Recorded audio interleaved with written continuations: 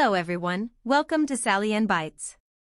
Today we're diving into something super cool, natural language processing, or NLP for short. Whether it's Alexa, Siri, Google Assistant, most of us have a voice-activated assistant nowadays. These assistants are getting better at understanding us each year.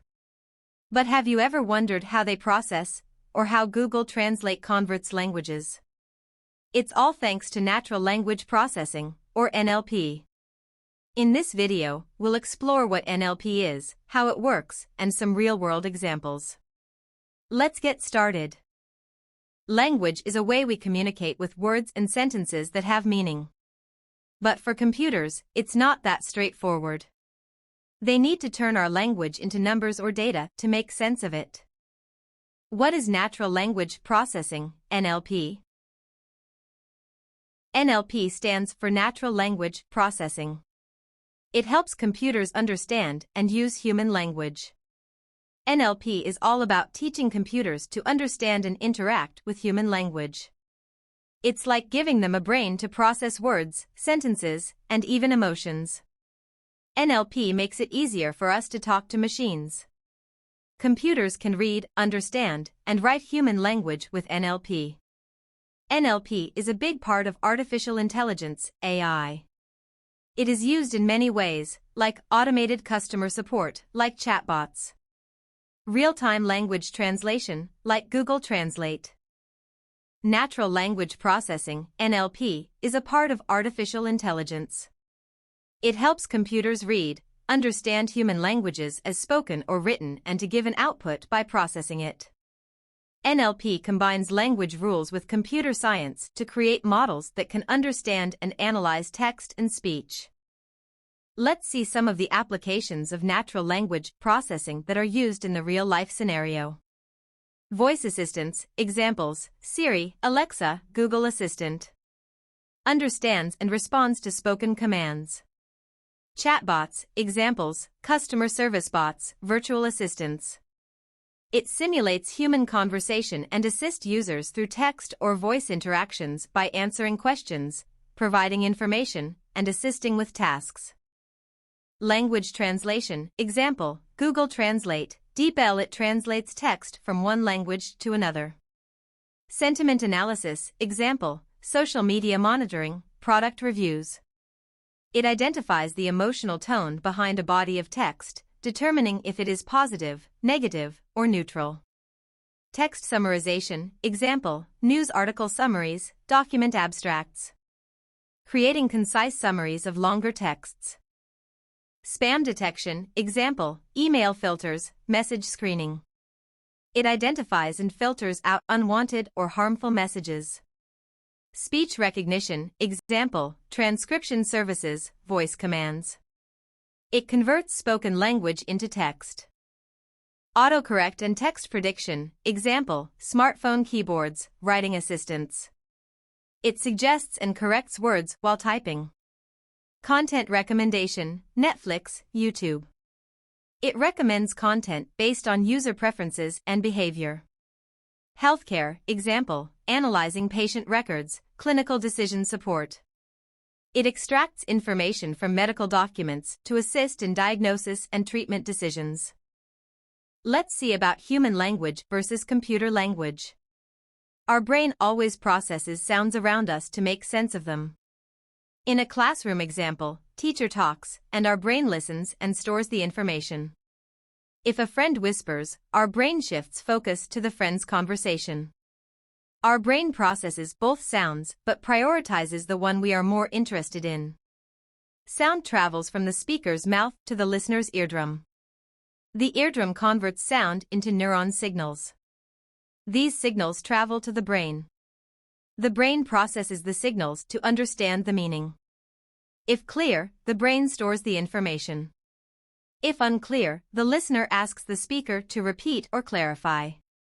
This is how our brain processes and understands spoken language. Computers understand the language of numbers. Everything that is sent to the machine has to be converted to numbers. While typing, if a single mistake is made, the computer throws an error and does not process that part.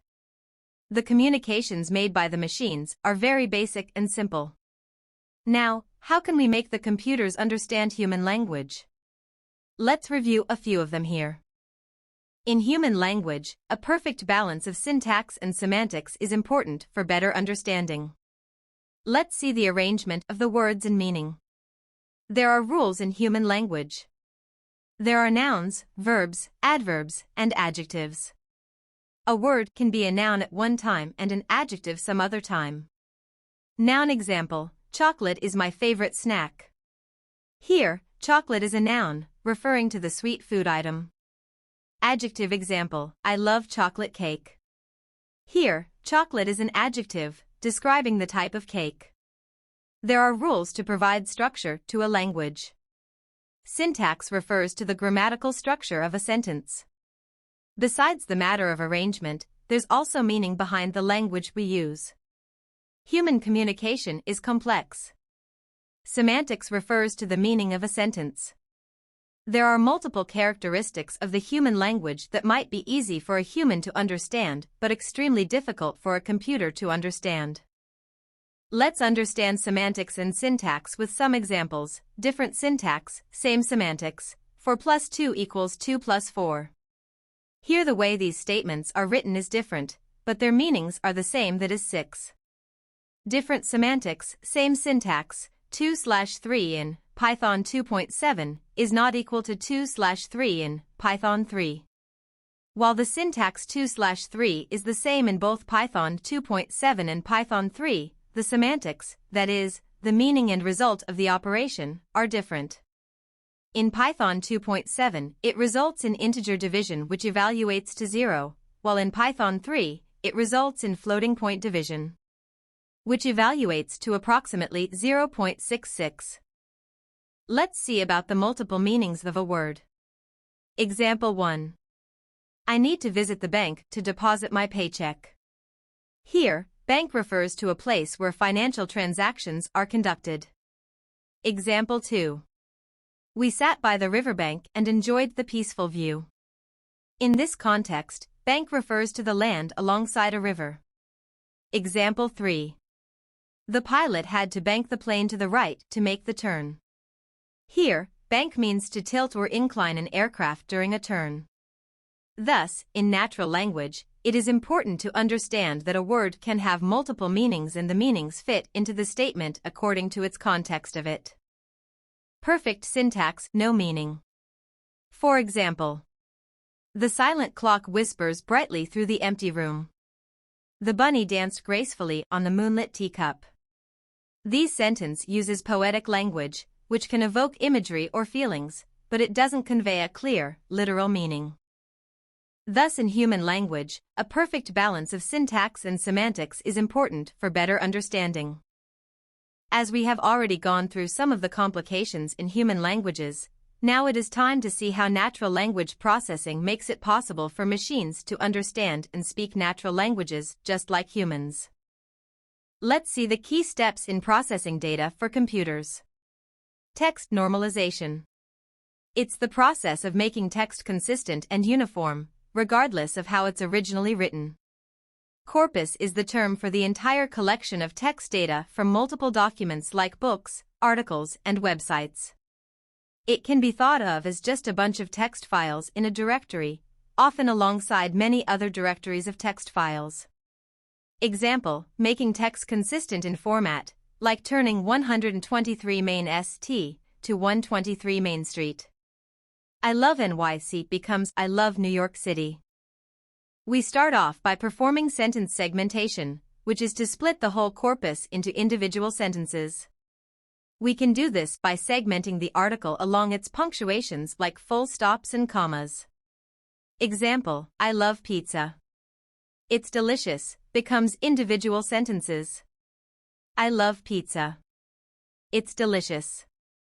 For the algorithm to understand these sentences, we use tokenization, which is breaking text into smaller pieces, like words or phrases.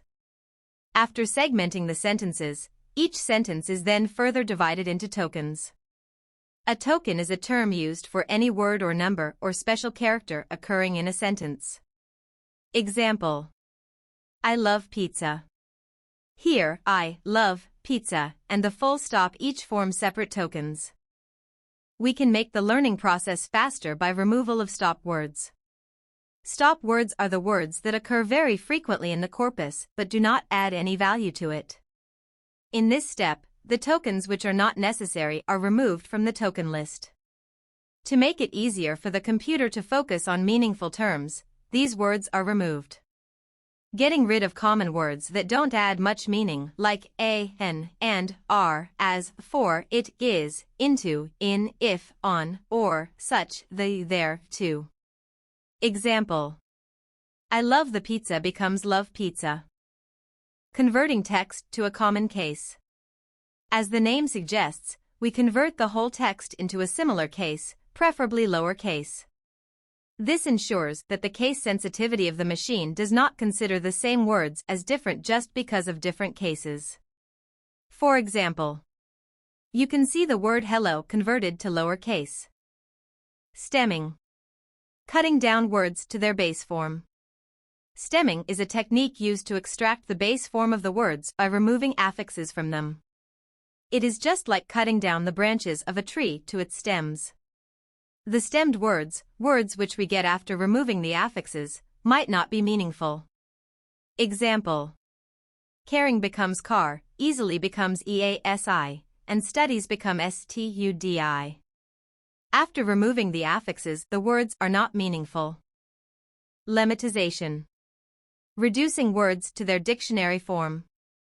In lemmatization, the word we get after affix removal, also known as lemma, is a meaningful one and it takes a longer time to execute than stemming. Lemmatization makes sure that a lemma is a word with meaning. Example. Caring becomes care, easily becomes easy and studies become study. It's meaningful. Part of speech, POS, tagging. Each word in a sentence is assigned a tag that indicates its grammatical role, such as noun, verb, adjective, etc. This helps in understanding the structure and meaning of the text. Example. She solved the problem quickly. She pronoun, solved verb, the determiner, problem noun, quickly adverb. Named entity tagging. A subtask of information extraction that identifies and classifies entities in text into predefined categories such as people, organizations, locations, dates, and more. Example. Barack Obama was born in Honolulu on August 4, 1961. Here, Barack Obama is identified as a person, Honolulu as location, and August 4, 1961 as date. Let's see another example. Microsoft Corporation is headquartered in Redmond, Washington. Here, Microsoft Corporation is identified as an organization, Redmond as location, Washington as location. Once we have the base words and tags, we use a machine learning algorithm like Naive Bayes to teach our model human sentiment and speech.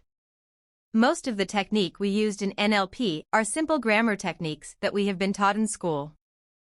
Did you know that NLP can process thousands of words per second? Or that it can understand hundreds of languages?